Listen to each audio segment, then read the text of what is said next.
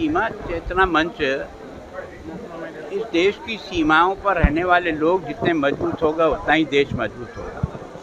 और इसलिए इस बात को ध्यान में रख कर के 1985 से काम शुरू हुआ। नॉर्थ ईस्ट में जो है ना वो 2009 के बाद काम शुरू हुआ है।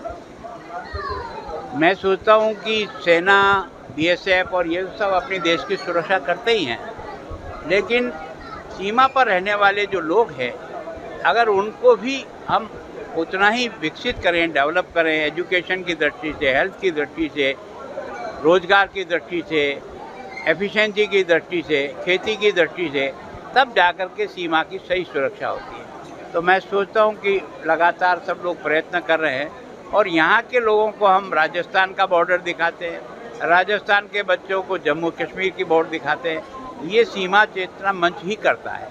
तो उसके कारण से एक दूसरे की जगह का आदान प्रदान होता है, एक दूसरे से सीखने का मौका मिलता है, समझने का भी मौका मिलता है। आज उनकी ये 2 दिन की कार्यशाला है, उसका उद्घाटन का था।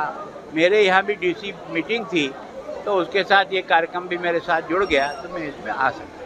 सर, आप चिरांग में आए हैं तो सीमांत से जुड़ा हुआ खास करके भारत भूटान सीमांत की जो रोड है उसकी हालत बहुत खराब है। देखो, तो आप मुख्यमंत्री को जाके इस बारे में देखो, मैं जब पिछली बार आया था जून में, तब मैं ले गया था। मुझे जो रिपोर्ट दी है उसमें अधिकांश रोडों को उन्होंने ठीक कर दिया, ऐसा मुझे उन्होंने जानकारी दी है।